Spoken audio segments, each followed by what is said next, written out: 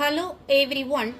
Today we are going to discuss about introduction about signals and systems. First, you must know what is signal. A signal is a function of one or more independent variables which contain some information.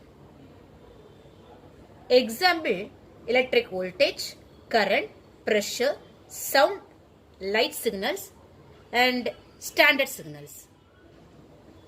Signal is classified into three categories: analog type, discrete type, then digital type. Analog signal is also called as continuous time signal. When a signal is defined continuously for any value of independent variable, it is called analog or continuous signal. Most of the signals encountered in science and engineering are analog in nature. When the dependent variable of an analog signal is time, it is called continuous time signal. Then discrete time signal. When a signal is defined for discrete intervals of independent variable, it is called discrete signal. When the dependent variable of a discrete signal is time, is called discrete time signal. Most of the discrete time signals are either sampled version of analog signal for processing by digital systems or output of digital systems.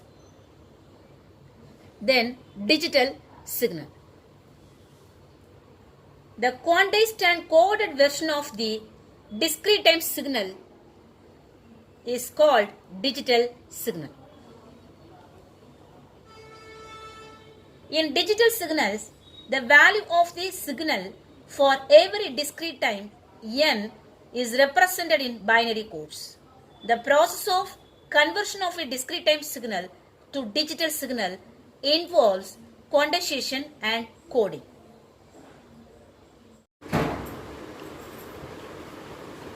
Depending on the number of sources, the signal is classified into two types: one channel signal and multi-channel signal.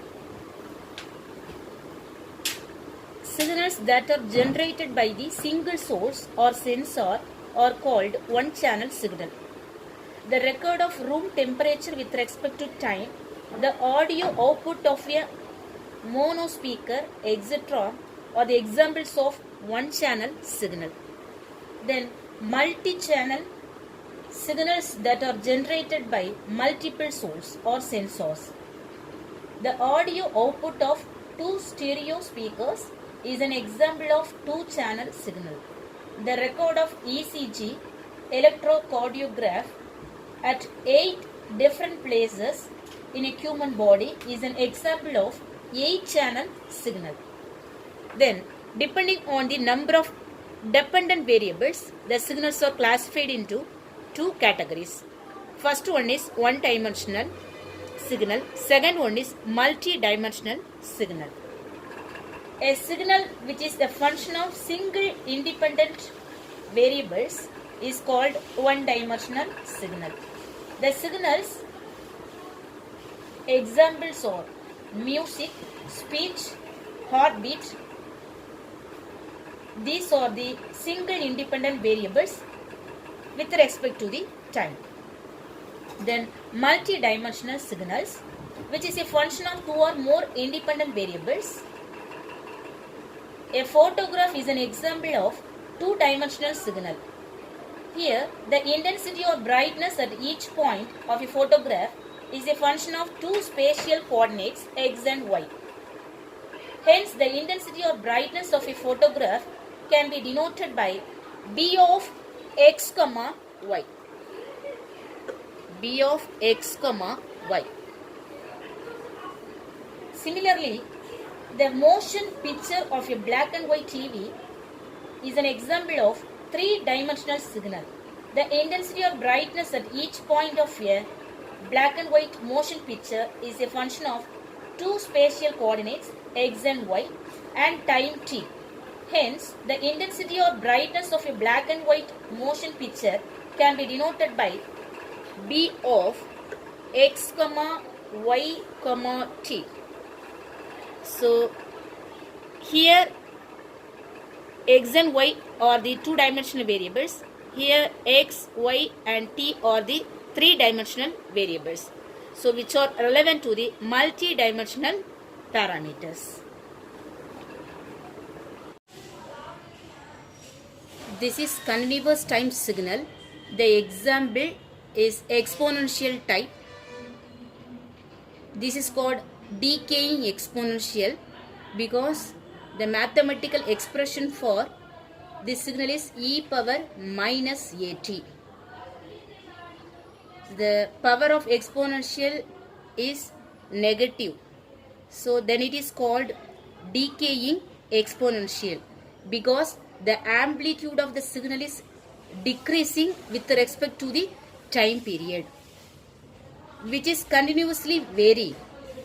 So it is called as continuous time signal. This type of continuous time signal is converted into discrete time signal by using sampling technique. So this is the basic formula for sampling process. T is equal to n into Ts. T be the continuous time period, n be the discrete time period, Ts be the sampling time period.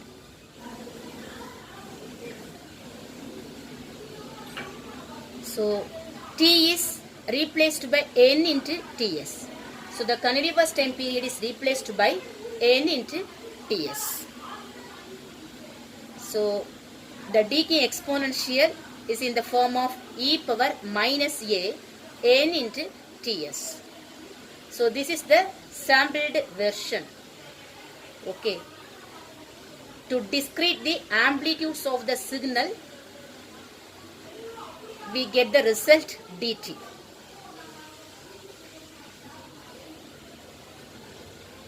The amplitude of the signal is represented by x of n, which is decreasing at the specific intervals of the time period. Then it is called as discrete time signal. The specific intervals are Ts, 2Ts, 3Ts, 4Ts, 5Ts, 6Ts up to nTs.